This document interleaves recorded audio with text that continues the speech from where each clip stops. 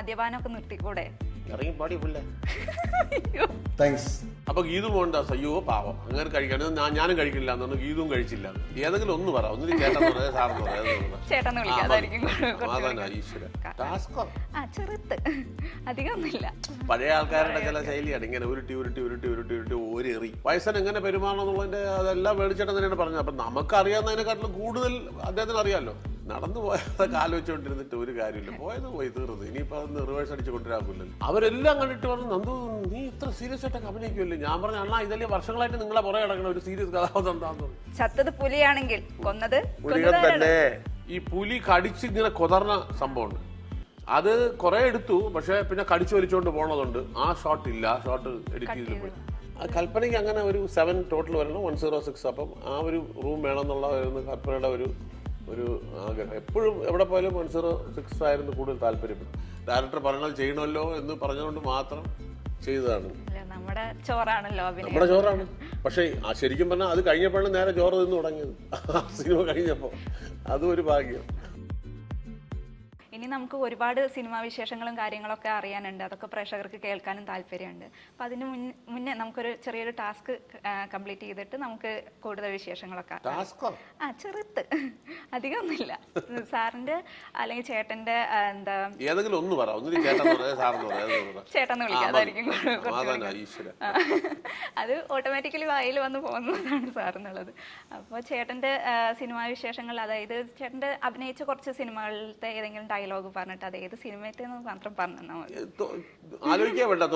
ഇല്ല ഇല്ല, ചെയ്തോളും, കുഴപ്പമൊന്നുമില്ല. അപ്പൊ അധികം സിനിമ ഡയലോഗ്സ് ഒന്നും ഇല്ല. 3-4 സിനിമയുടെ ഡയലോഗ്സ് മാത്രമേ ഉള്ളൂ. അപ്പൊ വളരെ സിമ്പിൾ ആയിട്ടുള്ള ഡയലോഗ്സ്.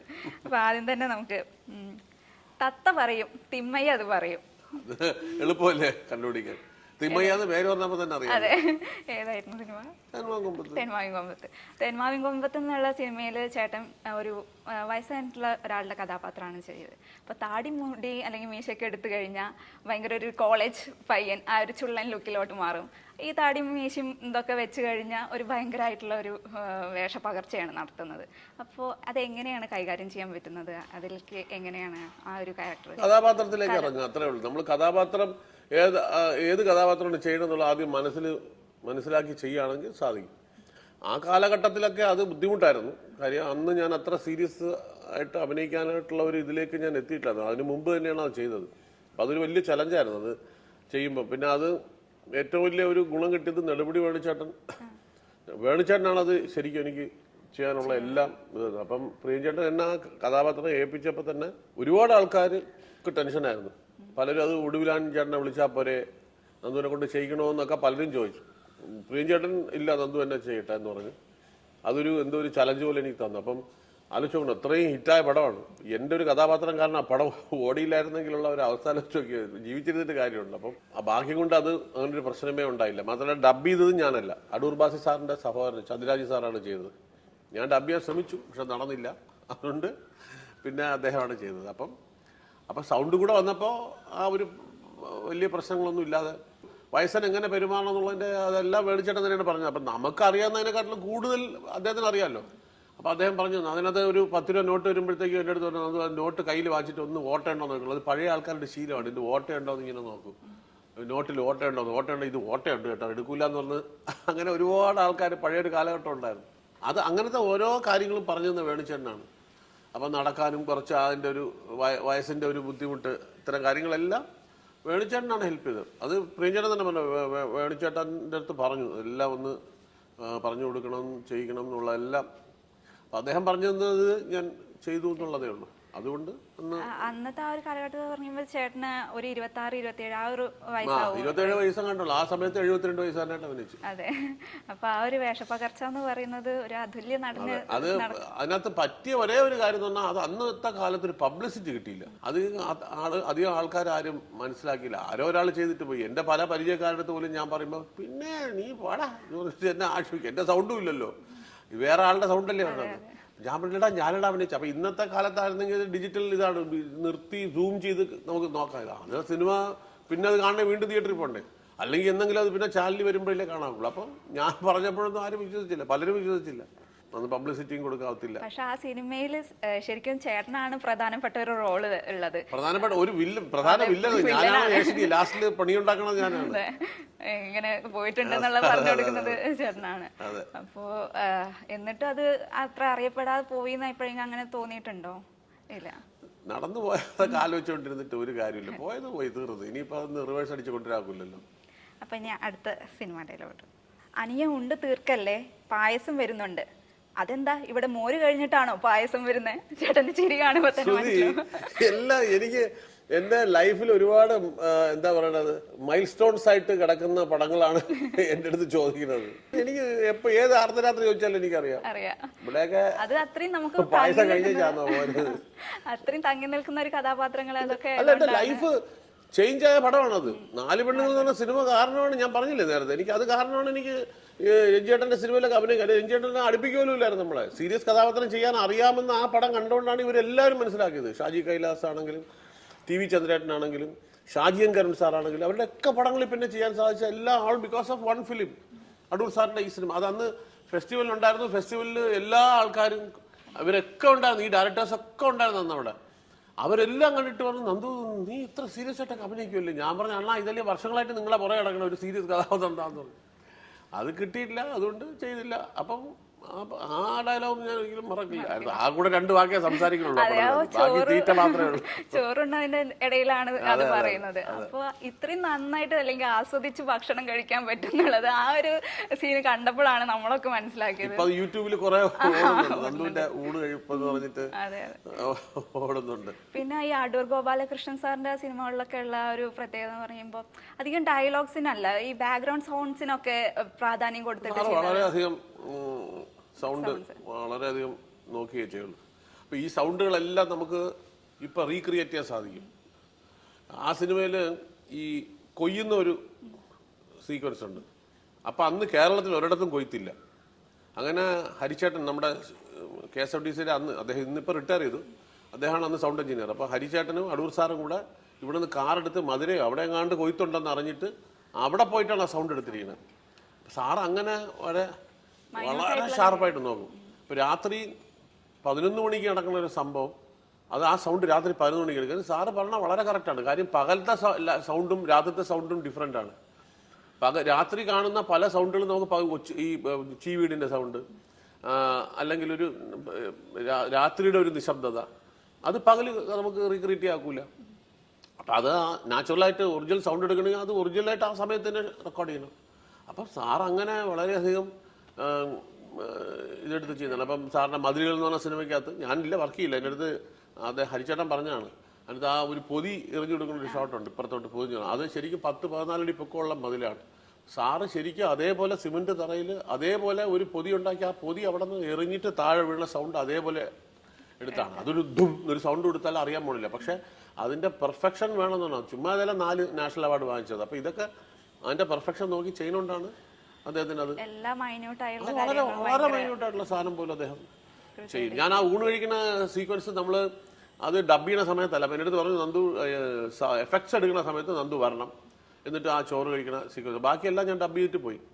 എന്നിട്ട് എഫക്ട്സ് എടുക്കുന്ന സമയം അത് ഉച്ചയ്ക്ക് വിളിക്കുമെന്ന് പറഞ്ഞു, ഊണ് സമയത്ത്. അപ്പോൾ വിശന്നിരിക്കുമ്പോൾ നമുക്ക് കഴിക്കാമല്ലോ, സുഖമായിട്ട് കഴിക്കാമല്ലോ. ഇതിപ്പോൾ ഉച്ചയ്ക്ക് ഊണും കഴിച്ചിട്ട് പിന്നെ ഷോട്ട് എടുക്കാന്ന് പറഞ്ഞാൽ അന്ന് വന്നപ്പോൾ അതേപോലെ തന്നെ ഇല ഇട്ടിട്ട് അത് അന്ന് എന്തൊക്കെ ഉണ്ടായിരുന്നു, അത് 2 മത്തി വറുത്തുണ്ടായിരുന്നു, അത് ഉൾപ്പെടെ അവിടെ വെച്ചിരുന്നു. ശരിക്കും അത് കഴിക്കുമ്പോൾ തന്നെ ആദ്യം ഇങ്ങനെ ഒന്ന് നോക്കിയിട്ട് എന്നിട്ട് മൈക്ക് 2 മൈക്ക് വെച്ചിരുന്നു. എന്നിട്ട് കഴിക്കണം, അത് ഞാൻ നോക്കിക്കൊണ്ട് കറക്റ്റ് അത് അതുപോലെ തന്നെ കഴിച്ചത്. അപ്പൊ ഫസ്റ്റ് പിടി ഇങ്ങനെ പിടിച്ചപ്പോൾ തന്നെ സാറ് കട്ട് പറഞ്ഞിട്ട് പറഞ്ഞു ശരിയാവില്ല എന്ന്. കാര്യം എന്ന് പറഞ്ഞാൽ ഈ ഫ്ലോറിൽ ഉടൻ ഒരു ഇതുണ്ട്, ആ ഭാഗത്ത് മുകളിൽ കാർപ്പറ്റ് ഇട്ടിരിക്കണം. അപ്പം അവിടെ കൈവച്ചപ്പോൾ ഉള്ള സൗണ്ട് സിമെന്റ് തറയെ കൈവയ്ക്കുന്ന സൗണ്ട് അല്ല, അത് മൈക്ക് എത്ര ഷാർപ്പാകുമ്പോൾ നമുക്ക് ക്ലിയർ ആയിട്ട് കേൾക്കാൻ സാധിക്കും. അപ്പം ഈ ഇങ്ങനെ വയ്ക്കുമ്പോൾ ഉള്ള ഒരു എഫക്റ്റ് എന്ന് പറഞ്ഞാൽ സൗണ്ട് എന്ന് പറഞ്ഞാൽ അത് മറ്റേത് ഡുമ്മെന്ന് കേൾക്കും. അപ്പോൾ സാറ് പറഞ്ഞു അത് മാറ്റണം. എന്നിട്ട് ആ പലകയും അത് അവിടെ നിന്ന് മാറ്റി ഈ ഇലയെല്ലാം കൂടെ പൊക്കി സിമെൻറ്റ് തറയിൽ വെച്ച് കാർപ്പറ്റിനെ മാറ്റി സിമെൻറ്റ് തറയിലിരുന്ന് അവിടെ മൈക്ക് സെറ്റ് ചെയ്തു. എന്നിട്ടാണ് ആ ഷോട്ട് എടുത്തത്. അപ്പോൾ പപ്പടം പൊട്ടിക്കുന്നത് മാത്രം കറക്റ്റ് ആവണില്ല, ഞാൻ എങ്ങനെ പൊട്ടിച്ചാലും അത് സിങ്ക് ആവണില്ല. അപ്പോൾ സാറ് പറഞ്ഞത് കുഴപ്പമില്ല, ബാക്കിയൊക്കെ എടുത്തോ, അത് ഞാൻ വേറെ എടുത്തോളാം എന്ന് പറഞ്ഞു. സാറ് സെപ്പറേറ്റ് ആയിട്ട് പിന്നെ അത് സൗണ്ട് എടുത്തു. അപ്പോൾ അത്ര പെർഫെക്റ്റ് ആയിട്ടാണ് അത് അതിൻ്റെ സൗണ്ട് എടുത്തിരിക്കുന്നത്. അപ്പം ആ പടം എത്ര പേര് കണ്ടെന്ന് എനിക്ക് അറിഞ്ഞൂടാ, പക്ഷെ അതിൻ്റെ ഒരു 10 ജനം ഈ ഒരു സീക്വൻസ് കണ്ടിട്ടുണ്ട്. സീക്വൻസ് അതിപ്പോ എല്ലാവരുടെയും ട്രെൻഡിങ് ഇപ്പോഴും ട്രെൻഡായിട്ട് ഓടിക്കൊണ്ടിരിക്കുകയാണ്. അത് സെൻസർ ചെയ്തോണ്ടിരുന്ന സമയത്ത് ഒരു സംഭവം ഉണ്ടായി. അപ്പം സെൻസർ ചെയ്തോണ്ടിപ്പോ സെൻസർ ഓഫീസർ പകുതി ആയപ്പോഴത്തെ ഇത് കണ്ടോണ്ടിരുന്ന പറഞ്ഞു നമുക്ക് നിർത്തിയിട്ട് ഊണ് കഴിച്ചിട്ട് എടുക്കാം, കാര്യം കൊതിയോളം ഇറങ്ങിയിട്ട് വയ്യ ഇയാൾ എന്ത് മരണത്തീറ്റയായി തിന്നുന്നതെന്ന് ചോദിച്ചിട്ട് ഒരു ഉണ്ണാൻ പോയെന്ന് പറഞ്ഞു. അത് നമുക്ക് എത്ര കണ്ടാലും ഒരു മടുപ്പും വരാത്തൊരു സീനാണ് അത്. അത്രയും ആസ്വദിച്ചിരുന്ന് കഴിക്കുമ്പോൾ നമുക്ക് വിശപ്പ് ഇല്ലാത്തവന് പോലും വിശപ്പ് വരുന്ന ഒരു സീക്വൻസ് ആണ്. വൈകിട്ട് നമ്മള് 4-5 മണിയാകുമ്പോൾ ഈ ടിഫിൻ വരും, എന്തെങ്കിലും പലഹാരങ്ങളും ചായയൊക്കെ വരും. അപ്പോൾ സാറ് പറഞ്ഞു നന്ദുവിന് കൊടുക്കണ്ട കേട്ടോ എന്ന് പറഞ്ഞു. കാര്യം രാത്രി 7 മണിക്ക് ഷൂട്ട് ചെയ്യണം, ഈ രാത്രി കഴിക്കുന്നുണ്ടല്ലോ. അപ്പം അത് ഷൂട്ട് ചെയ്യാനായിട്ട് പോവാണ്, അവിടെ സെറ്റ് ചെയ്തുകൊണ്ടിരിക്കുക. അപ്പം ഞാനിപ്പോൾ ഈ പലഹാരം കഴിച്ചു കഴിഞ്ഞാൽ പിന്നെ എൻ്റെ അപ്പിറ്റൈറ്റ് പോകും, വിശപ്പ് പിന്നെ കാണില്ല. അപ്പം നമുക്ക് ആസ്വദിച്ച് കഴിക്കാക്കൂല. അപ്പം എൻ്റെ അടുത്ത് കഴിക്കണ്ടെന്ന് പറഞ്ഞു. അപ്പം ഞാൻ പറഞ്ഞു ഞാൻ കഴിക്കില്ല സാറെന്ന് പറഞ്ഞു.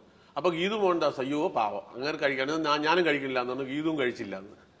അങ്ങനെയാണ് ആ സീക്വൻസ് ഷൂട്ട് ചെയ്യുന്നത്, ആ രണ്ടാമത്തെ ചോറ് കഴിക്കുന്ന സീക്വൻസ്. അത് കണ്ടിട്ട് ചേച്ചിക്ക് അത്ര കഴിക്കാനുള്ള ഒരു അങ്ങോട്ട് പോകും. ഇത് എന്തൊരു തീറ്റി അതിനാണ് അത് ഉരുട്ടി, പഴയ ആൾക്കാരുടെ ചില ശൈലിയാണ് ഇങ്ങനെ ഉരുട്ടി ഉരുട്ടി ഉരുട്ടി ഉരുട്ടി ഉരുട്ടി ഓരെറി. അപ്പം അത് ഇപ്പോഴൊന്നും അങ്ങനെ നാട്ടുപ്രദേശമൊക്കെ കാണുമായിരിക്കും. അപ്പൊ ചവയ്ക്കുന്ന രീതി, അപ്പം അതൊരു അനുഭവം. ഇതെന്ന് പറയുമ്പോ ഒരു ഫേമസ് ഡയലോഗ് തന്നെയാണ്. ചേട്ടൻ പറഞ്ഞ ഒരു ഡയലോഗ് ഓർമ്മയുണ്ടോ ഈ മുഖം? അത് ഞാനല്ല, അല്ല അല്ല അതല്ല പ്രശ്നം, അതല്ല. പുതിയ റേഞ്ചർ ഇറങ്ങിയിട്ടുണ്ട്, പഴയ ആർക്കെ. ചത്തത് പുലിയാണെങ്കിൽ കൊന്നത് മുരുകൻ തന്നെ. അപ്പൊ പുലിമുരുകൻ എന്നുള്ള സിനിമത്തെയാണ്. അപ്പോൾ ചേട്ടൻ ഹൈറ്റ് പേടിയുള്ള കൂട്ടത്തിലാണെന്ന് കേട്ടിട്ടുണ്ട്. അത് ഞാൻ കേട്ടു, എല്ലാം കേൾക്കും. അപ്പോൾ ഹൈറ്റ് പേടിയുള്ള കൂട്ടത്തിലാണ്. പക്ഷെ ഈ ഒരു സിനിമയിൽ തന്നെ മരത്തിന്റെ മുകളിൽ നിന്നിട്ടൊരു ഷോട്ട് എടുത്തിട്ടുണ്ട്. എങ്ങനെയായിരുന്നു അതൊരു എക്സ്പീരിയൻസ് ഉണ്ടായിരുന്നത്? ആദ്യം നല്ല പേടിയായിരുന്നു കയറാൻ. പക്ഷെ റോപ്പൊക്കെ ഇട്ടാണ് കയറുന്നത്. നമ്മൾ വിഴൂല, ബെഡും എല്ലാം ഉണ്ടല്ലോ, വിഴില്ല അവര്. പക്ഷെ അതിന്റെ മുകളിൽ ചാടണം പിന്നെ. അപ്പൊ കയറി നിന്ന് കഴിയുമ്പോൾ നമുക്ക് ശരിക്കും, എനിക്ക് പണ്ട് ഭയങ്കര പേടിയായിരുന്നു. പക്ഷെ ഇപ്പൊ അത്ര വലിയ പേടിയില്ല. ഇപ്പം എൻ്റെ അടുത്ത് ഇപ്പം ഷോട്ടിന് വേണ്ടിയിട്ടാണ് ഇവിടുന്ന് 2 നിലയുടെ മുകളിൽ നിന്ന് ഞാൻ ധൈര്യമുണ്ട് ഞാൻ ചെയ്യാൻ. കാര്യം എക്യുപ്മെന്റ്സ് അത്രയും നല്ല ഇതാണ് ഇപ്പോഴത്തെ എക്യുപ്മെന്റ്സ് ഒക്കെ. ഇപ്പോഴത്തെ ഈ സേഫ്റ്റി ഹാർനസ്, റോപ്പ്, സാധനങ്ങളെല്ലാം ഫോറിനാണ്, ഇന്ത്യൻ സാധനമൊന്നുമല്ല, എല്ലാം വിദേശത്ത് നിന്ന് കൊണ്ടുവരുന്ന മാസ്റ്റേഴ്സ് ഒക്കെ നല്ല സാധനങ്ങളാണ് ഉപയോഗിക്കുന്നത്. അപ്പം നമുക്ക് ധൈര്യമുണ്ട്. ഇപ്പം തന്നെ ഞാൻ ഒരു സിനിമയിൽ അഭിനയിച്ചപ്പം അതിനകത്ത് വെള്ളത്തിലേക്ക് പോണ ഷോട്ട് ഞാൻ പറഞ്ഞു ഒറിജിനൽ കടലിൽ പോണ, ഞാൻ പറഞ്ഞു ഒറിജിനലായിട്ട് ഞാൻ ചെയ്യാമെന്ന് പറഞ്ഞു. പക്ഷേ പിന്നെ അവർ സമ്മതിച്ചില്ല, അത് വേണ്ട ഡൂപ്പ് ചെയ്തോളൂ എന്ന് പറഞ്ഞിട്ട് ഞാൻ ഒറിജിനലായിട്ട് ചെയ്യാൻ റെഡിയായിരുന്നു ഞാൻ. പിന്നെ വെള്ളത്തിനകത്തുള്ളത് അതൊക്കെ ഒറിജിനലായിട്ട് ഞാൻ ചെയ്തു. പിന്നെ ഈ ചില ഷോട്ടുകൾ മാത്രം അവർ. അപ്പോൾ എനിക്ക് ഇപ്പം ചെയ്യാൻ ധൈര്യമുണ്ട്. എന്താണെന്ന് അറിയില്ല, ഇപ്പോൾ ധൈര്യം വന്ന എവിടെ നിന്നാന്ന് എനിക്ക് അറിഞ്ഞൂടാ. ഹൈറ്റ് ആണെങ്കിലും കുറേയൊക്കെ ധൈര്യമുണ്ട്. അപ്പോൾ അന്ന് പക്ഷെ ഭയങ്കര പേടിയായിരുന്നു. പക്ഷെ ഒരു പ്രാവശ്യം ചാടി കഴിഞ്ഞപ്പം ജമ്പ് എന്ന് പറയുന്ന സമയത്ത് ജമ്പ് ചെയ്യണം.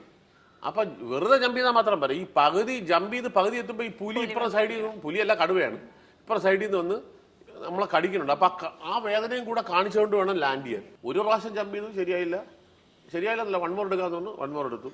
2 പ്രാവശ്യം കഴിഞ്ഞപ്പോൾ പിന്നെ ധൈര്യമായി. പിന്നെ എനിക്കറിയില്ല, എനിക്ക് തോന്നുന്നു ഒരു 100 പ്രാവശ്യമെങ്കിലും പിന്നെ ചാടി. ഒന്നുകൂടെ ചാടണം. ഭയങ്കര ആവശ്യം, ഭയങ്കര നല്ല സുഖമില്ലേ ബോളിൽ ചാടുക, താഴെ സോഫ്റ്റ് ആയിട്ട് ലാൻഡ് ചെയ്യുക. കാര്യം ഇവർ കറക്റ്റായിട്ട് കയറി പിടിക്കും. അപ്പം സോഫ്റ്റ് ആയിട്ട് നമ്മൾ ലാൻഡ് ചെയ്യുള്ളൂ. എത്ര ഇത് വന്നാലും അവർ കറക്റ്റ് ആ കണക്ക് അവർക്കറിയാം. അവിടെ വരുമ്പോൾ അത് പിടിക്കും.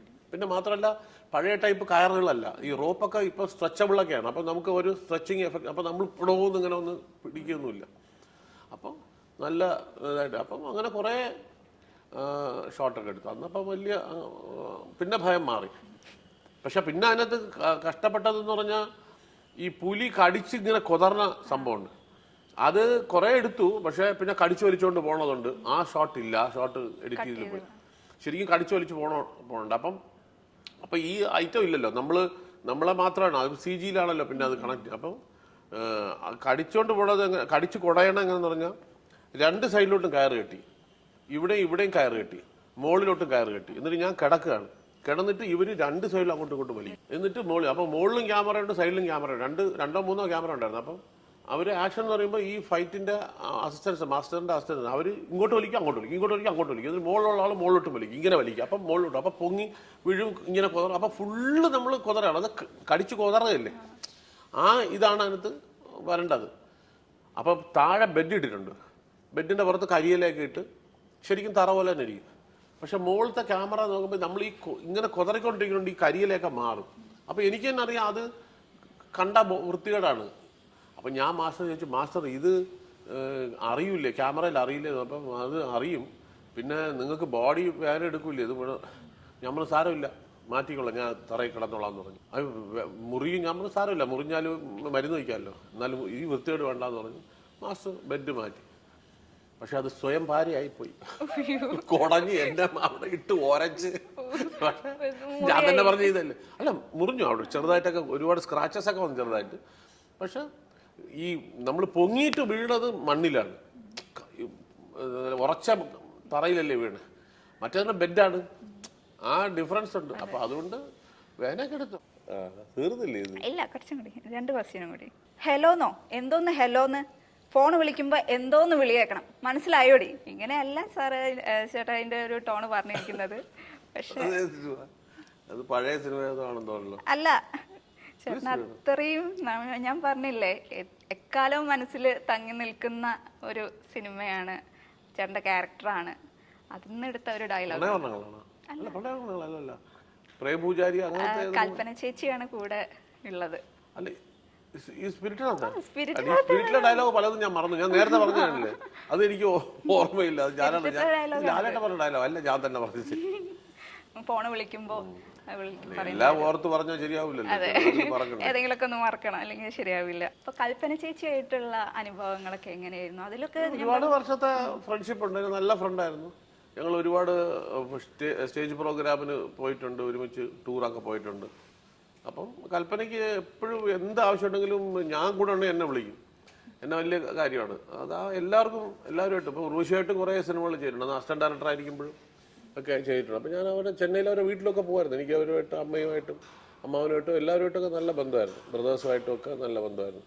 അപ്പം ഇതുപോലെ ഞങ്ങൾ 2 പ്രാവശ്യം അമേരിക്കയിൽ ഷോയ്ക്ക് പോയി.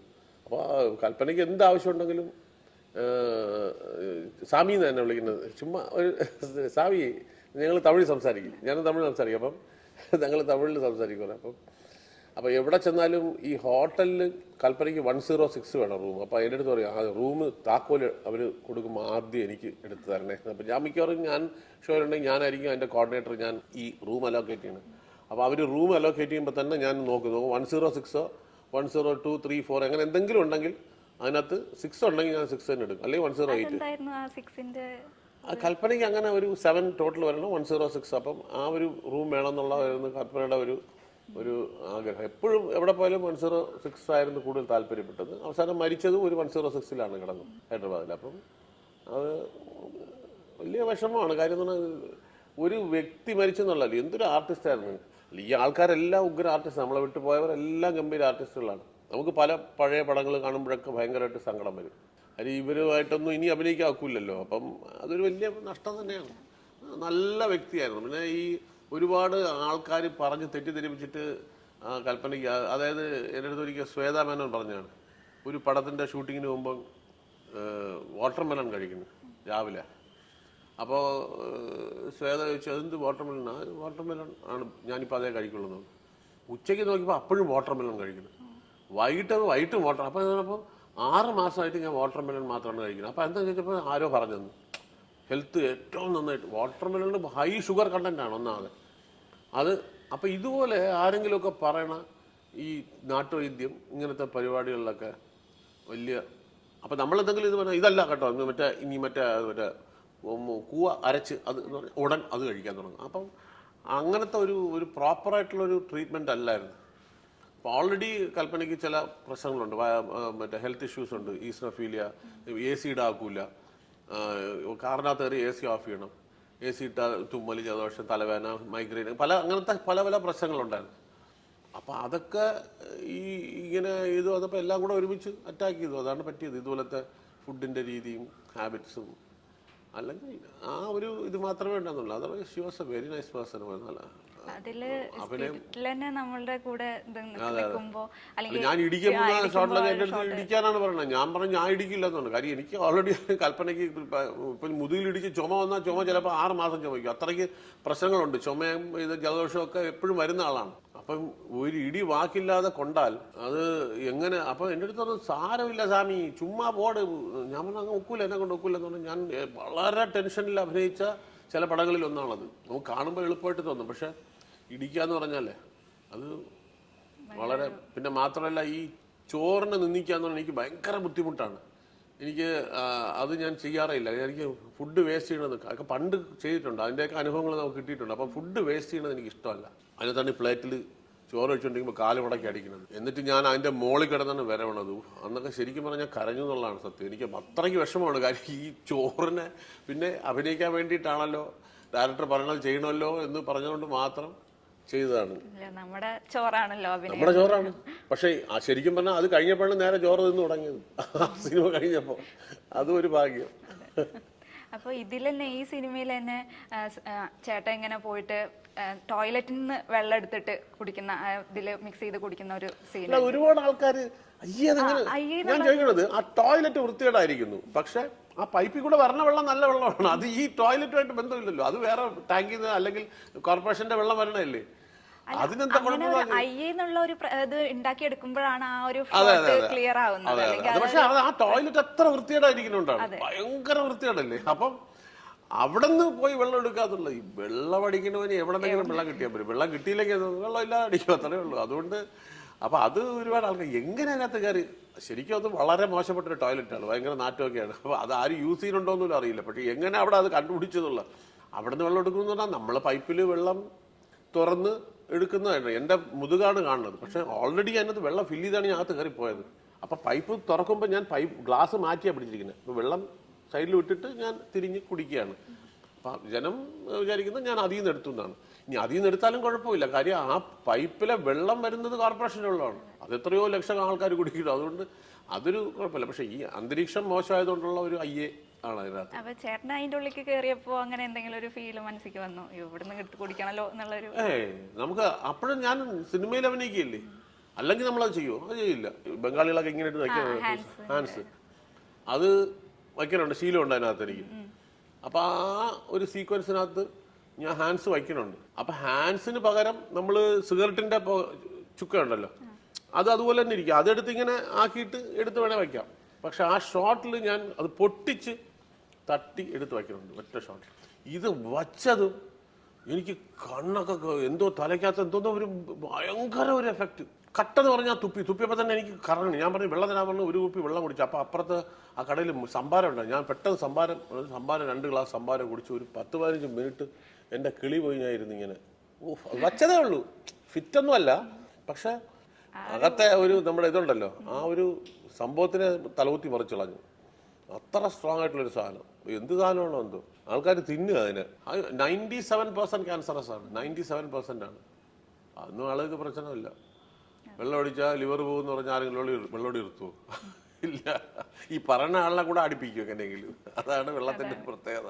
എന്ന് പറഞ്ഞ പോലെയുള്ള ഈ സാധനം. അപ്പൊ ഈ ഒരു ക്യാരക്ടർ, ഇപ്പൊ മണിയൻ എന്നുള്ള ക്യാരക്ടർ, ഇപ്പൊ ഞാനൊരു ക്വസ്റ്റ്യൻ ചോദിക്കുകയാണെന്നുണ്ടെങ്കിൽ ആ മണിയൻ എന്നുള്ള ക്യാരക്ടർ എങ്ങനെയായിരിക്കും മറുപടി പറയാമെന്ന് ചെയ്ത് കാണിച്ചു തരാൻ പറ്റുമോ?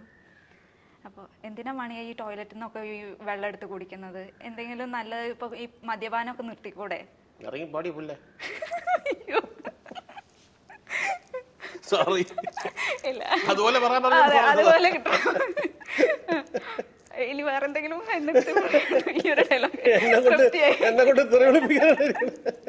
തൃപ്തിയായി. തിരുവനന്തപുരത്തുകാർക്ക് അതിന് പഞ്ഞമില്ല, എപ്പോഴും വായിലും ഒരു ആവശ്യം പോലെ. അതുകൊണ്ട് അതൊന്നും പറയണില്ല, എന്തിനാ വെറുതെ. അല്ല, അതൊരു ക്ലാസ് ഉത്തരായി പോയി. ഇനിയിപ്പോ അതിൽ കൂടുതലൊന്നും പ്രതീക്ഷിക്കാനുള്ള ഇത് മതി. ഇനി അടുത്ത സിനിമയുടെ തീർന്നില്ല, ഒന്നും കൂടി, ലാസ്റ്റ് വൺ. പ്രദീപേ, ആരാടാ ഇവള്? അവന്റെ പേര് കിണറുകുത്തി എന്നല്ല. അപ്പഴേ കിട്ടി. ക്ലൂവും കൂടെ ചേർത്താ തന്നത്. സുന്ദര കില്ലാടി 98.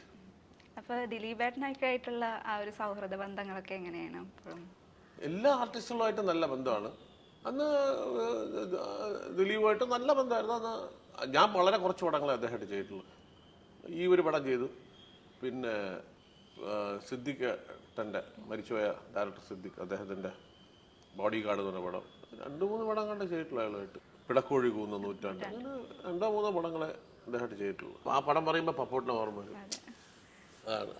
അതൊക്കെ ഭയങ്കര നല്ല സ്നേഹബന്ധമായിരുന്നു അവരുമായിട്ടൊക്കെ. തേന്മാവിൻ കൊമ്പത്ത് എന്ന് പറയുന്നതിൽ തന്നെ ഈ ഒരു ക്യാരക്ടർ വേണിച്ചേട്ടൻ ഒരുപാട് പേരുണ്ട്, ശ്രീനിയേട്ടൻ.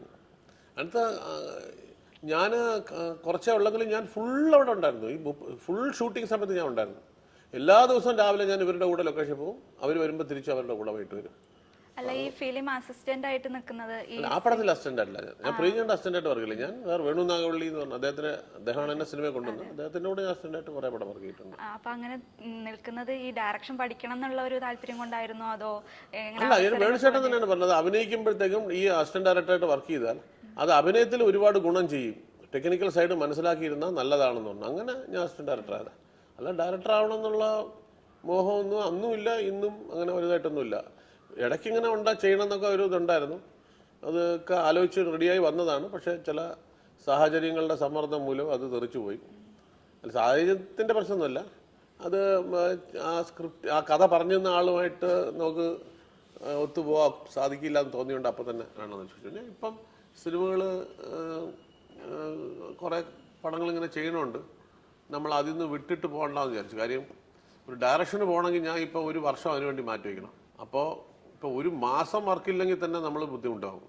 അപ്പോൾ ഒരു വർഷമൊക്കെ നിൽക്കാമെന്ന് പറഞ്ഞാൽ മാത്രമല്ല തുടക്കക്കാരനാണ്. അപ്പോൾ എനിക്ക് ഒരു പടം പ്രൊഡ്യൂസ് ചെയ്യുന്ന ഒരാളെ നമുക്ക് കിട്ടുകയാണെങ്കിൽ തന്നെ അദ്ദേഹത്തിൻ്റെ അടുത്ത് നമുക്കൊരു 5 ലക്ഷം രൂപ അഡ്വാൻസ് വേണമെന്ന് പറഞ്ഞാൽ ഒരു പടത്തിന് അദ്ദേഹം തരണതേ ചിലപ്പോൾ 5 ലക്ഷമായിരിക്കും.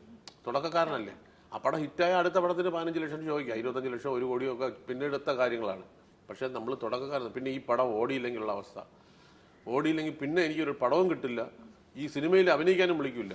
നമ്മൾ കണ്ടിട്ടുണ്ട്, ഒരാളെ വിളിക്കണം എന്ന് പറയുമ്പോഴത്തേക്കും അയ്യോ അയാൾ ഡയറക്ടറൊക്കെ ആയില്ലേ, അയാളൊക്കെ വലിയ ആളായി, ഇനിയിപ്പോൾ അയാളെന്ന് വിളിച്ചാൽ ശരിയാവില്ല, അല്ല അടുത്ത പടം തുടങ്ങാൻ പോകണമെന്ന്. എവിടെ നമ്മൾ ഈച്ചടിച്ച് വീട്ടിലിരിക്കുകയായിരിക്കും, പക്ഷെ എന്നാലും ഒരു അടി അടിക്കും.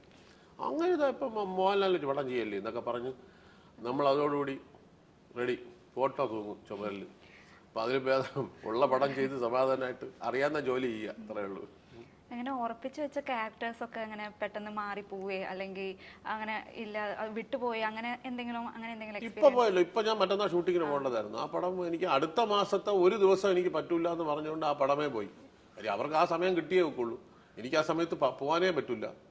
എൻ്റെ പേഴ്സണലായിട്ടുള്ള ചില കാര്യങ്ങൾ കാരണം ഞാൻ ഓഗസ്റ്റിൽ ഒരാഴ്ച എനിക്ക് മാറി നിൽക്കണം എന്നുള്ളത്, എനിക്ക് അത് മാറി നിന്നേ വെക്കുള്ളൂ. അത് എൻ്റെ പേഴ്സണൽ കാര്യങ്ങളാണ്. പക്ഷേ അവർക്ക് ആ സമയത്ത് തന്നെ ഞാൻ അഭിനയിക്കാൻ ചെല്ലണമെന്ന് പറഞ്ഞപ്പം മാറിപ്പോയി. നേരത്തെ പറഞ്ഞ പടമാണ്. അപ്പൊ ഇനി വരുന്ന പടങ്ങൾ അല്ലെങ്കിൽ പുതിയ പ്രൊജക്റ്റുകൾ വേറെ ഏതെങ്കിലും കമ്മിറ്റഡ് ചെയ്തിട്ടുണ്ട്? റിലീസ് ചെയ്യാൻ കുറെ പടങ്ങളുണ്ട്. ഇപ്പൊ അടുത്തിറങ്ങാൻ പോണ ആനന്ദ് ശ്രീബാല ആയിരിക്കും അടുത്തിറങ്ങാൻ പോണേ. പിന്നെ കൊണ്ടൽ എന്ന് പറഞ്ഞ സിനിമയാണ്. തമിഴിൽ ഒരു പടം ഇറങ്ങാറുണ്ട്, ഡോർ എന്നാണ് സിനിമയുടെ പേര്. പിന്നെ ഷാജി കൈലാസ് അദ്ദേഹത്തിന്റെ പടം ഇറങ്ങാറുണ്ട്, ഹണ്ട് എന്ന് പറഞ്ഞ സിനിമ. ചെയ്ത് തീർത്ത പടങ്ങൾ കുറെ ഉണ്ട് ഇറങ്ങാനായിട്ട്. അപ്പോൾ ചേട്ടനിപ്പോ തിരുവനന്തപുരം ഭാഷയിലുള്ള ക്യാരക്ടേഴ്സ്. തിരുവനന്തപുരം. അപ്പൊ ആ ഒരു ഇതില് ഭാഷയിലുള്ള ക്യാരക്ടേഴ്സ് കിട്ടിക്കഴിഞ്ഞാൽ അതിനോടാണ് കൂടുതൽ താല്പര്യം? അങ്ങനെയൊന്നുമില്ല. അല്ല, അത് നമുക്ക് വേറൊരു ഭാഷ കിട്ടുമ്പോഴാണ് നമുക്ക് ചലഞ്ച് എന്ന് പറഞ്ഞത്. അതാണ് എനിക്ക് ആഗ്രഹം. കാസർഗോഡ് ഭാഷ സംസാരിച്ചു, അയ്യോ വെള്ളം കുടിച്ചു പോയി, ഭയങ്കര പാടാണ്, നമ്മൾ വിചാരിക്കുന്ന പോലെ അല്ല. അപ്പം അത് അതിന്റെ സ്ക്രിപ്റ്റ് റൈറ്റർ കാസർഗോഡുകാരനായിട്ട് കൂടെ നിന്ന് പറഞ്ഞു തന്നതുകൊണ്ട് അത് ഡബ് ചെയ്തു. അഭിനയിക്കുമ്പോൾ നമുക്ക് ഒരുവിധമൊക്കെ പറഞ്ഞ് പോവാം, പക്ഷെ ഡബ് ചെയ്യുമ്പോൾ കറക്റ്റായിട്ട് ഡബ് ചെയ്യണം. അപ്പോൾ അതൊക്കെയാണ് ചലഞ്ച് എന്ന് പറഞ്ഞത്. ഇപ്പം ഞാൻ ചെയ്ത കൊണ്ടൽ എന്ന് പറഞ്ഞ സിനിമ, അതിനകത്ത് ഒരു ഫിഷർമാനായിട്ടാണ് അഭിനയിക്കുന്നത്. അപ്പോൾ അത് തമിഴ്നാട് ബോർഡറിലുള്ള ഒരാളായിട്ടാണ്. അപ്പം മലയാളവും പറയുന്നുണ്ട്, ഇടയ്ക്ക് തമിഴും പറയുന്നുണ്ട്. അപ്പം അത് കുറച്ച് ഒരു മ്യൂസിക്കൽ ടൈപ്പ് ഒരു ഇതാണ്. അത് നമ്മൾ ഡബ് ചെയ്ത് നോക്കിയപ്പോഴത്തേക്ക് ശരിക്കും അഭിനയിച്ചപ്പോൾ അങ്ങനെ തന്നെയാണ് പറഞ്ഞത്. പക്ഷേ ഡബ് ചെയ്ത് നോക്കിയപ്പോൾ ആ ഡയറക്ടർ പറഞ്ഞു നമുക്കത് അത്രയും വേണ്ടായിട്ടില്ല, നമുക്ക് കുറച്ച് കുറയ്ക്കാം, മ്യൂസിക്കൽ ഇത് വേണ്ടാന്ന് പറഞ്ഞു. കാര്യം ജനത്തിനത് മനസ്സിലായില്ലെങ്കിലും അങ്ങനെ ഒരു നെഗറ്റീവായിട്ട് എടുത്താലോ, ശരി അദ്ദേഹത്തിൻ്റെ ആഗ്രഹം അങ്ങനെയാണ്, അങ്ങനെ ചെയ്യുക, കുറച്ച് മാറ്റിച്ചത്. അപ്പം നമുക്ക് പറ്റാത്ത ഭാഷ നമ്മൾ ചെയ്യാൻ ശ്രമിക്കുക എന്ന് പറയുമ്പോഴാണ് വലിയ കഴിവ്, ഒരു നമുക്കൊരു അംഗീകാരം കിട്ടണേ. ഇപ്പോൾ മമ്മൂക്ക കാസർഗോഡ് ഭാഷ സംസാരിച്ചില്ലേ, അദ്ദേഹത്തിനെ പോലെ ഇത്രയും വൈവിധ്യമാർന്ന ഭാഷകൾ മാറ്റി സംസാരിക്കുന്ന തിരുവനന്തപുരം ഭാഷ സംസാരിച്ചില്ലേ, എന്ത് ഗംഭീരമായിട്ട് സംസാരിച്ചു. അപ്പോൾ അതൊരു ഭയങ്കര കഴിവാണത്. നമ്മളത് ശ്രമിക്കുക, നമ്മളെ കൊണ്ട് ആവുമെങ്കിൽ ചെയ്യുക, അത്രയേ ഉള്ളൂ. അഭിനയിച്ചതിൽ വെച്ചിട്ട് ഏറ്റവും കംഫർട്ടബിൾ ആയിട്ട് അല്ലെങ്കിൽ ഒരു ബെസ്റ്റ് ആക്ടർ അല്ലെങ്കിൽ ആക്ട്രസ് എന്നുള്ള തോന്നിയ ഒരു ആൾക്കാർ ആരൊക്കെയായിരുന്നു? അങ്ങനെ ചോദിച്ചാൽ ഇപ്പം നമ്മൾ അഭിനയിക്കുന്ന ആൾക്കാരെല്ലാവരും നല്ല പുതിയതായിട്ട് വരുന്ന ആൾക്കാർക്ക് ചിലപ്പം അറിഞ്ഞുകൊണ്ട് നമ്മൾ പറഞ്ഞു കൊടുക്കും. ഞാൻ ഒരുപാട് പേർക്ക് അങ്ങനെ സഹായം ചെയ്തിട്ടുണ്ട്. ചിലർ ആള് തരം നോക്കി വേണം പറയാം, ചിലർക്ക് അത് പിടിക്കില്ല. നമ്മളെ പഠിപ്പിക്കാൻ വേണ്ടി ആര് എന്നുള്ള ചിന്ത വരാൻ പാടില്ല. അപ്പം നമ്മൾ ആദ്യത്തെ ഒരു വാക്ക് പറയുമ്പോൾ തന്നെ അങ്ങനെ തോന്നുന്നു എന്ന് പറഞ്ഞാൽ നമ്മൾ പിന്നെ മൈൻഡ് ചെയ്യില്ല, അവർക്ക് ഇഷ്ടമുള്ള പോലെ ചെയ്തോട്ടെ എന്നത്. കാര്യം ചിലപ്പോൾ അത് നമുക്ക് തോന്നും അത് ശരിയായില്ലല്ലോ എന്ന് തോന്നുമ്പോൾ ബാക്കി നമ്മൾ ആർക്കും നമ്മളൊന്നും പറഞ്ഞു കൊടുക്കേണ്ട, എല്ലാവരും നന്നായിട്ട് അഭിനയിക്കുന്ന ആൾക്കാരാണ്. പുതിയതായിട്ട് വന്ന ആദ്യമായിട്ട് അഭിനയിക്കുകയോ രണ്ടാമത് അങ്ങനെയൊക്കെ ചെയ്യുകയാണെങ്കിൽ മാത്രം നമുക്ക് നമ്മുടെ ചിലർ ഇങ്ങോട്ട് തന്നെ പറയും, ചേട്ടാ എന്തെങ്കിലും പറയണേ, തെറ്റുണ്ടെങ്കിൽ പറയണേ, തിരുത്തണമെങ്കിൽ പറയണേ എന്നൊക്കെ അവർ തന്നെ പറയും. എത്രയോ പേര് പറഞ്ഞിട്ടുണ്ട്. അപ്പം അങ്ങനെയുള്ള അവസരങ്ങളിൽ നമ്മളത് ചെയ്യും. അല്ലെങ്കിൽ നമ്മളൊന്നും പറയേണ്ടതില്ല, എല്ലാവരും നല്ല ആക്ടേഴ്സ് അല്ലേ. അപ്പം നമുക്ക് പിന്നെ ഏറ്റവും കൂടുതൽ സുഖം തോന്നുന്നത് നമ്മളെക്കാട്ടിലും ഗംഭീരമായിട്ട് അഭിനയിക്കുന്ന ആളെ നമ്മുടെ മുമ്പിൽ കിട്ടുമ്പോഴാണ്. അപ്പോഴേ ഷട്ടിൽ കളിക്കൂലേ, അതെപ്പോഴും ഒരാളുടെ കളി നന്നാവണമെങ്കിൽ ഒപ്പോണന്റ് അയാളെക്കാട്ടിലും ഉഗ്രം കളിക്കാരനായിരിക്കണം. അപ്പോൾ അയാൾ നമ്മളെ വെള്ളം കുടിപ്പിക്കും. അപ്പം നമ്മൾ ഒരുപാട് ഓടി ഓടി കളിക്കും. പിന്നെ ഒരു സാധാരണക്കാരൻ വരുമ്പോൾ നമുക്ക് ഈസി ആയിട്ട് ആളെ തോൽപ്പിക്കാൻ സാധിക്കും. കാര്യം നമ്മൾ സ്ഥിരം കളിക്കുന്നത് ഈ ചാമ്പ്യനുമായിട്ടാണ്, മനസ്സിലായ?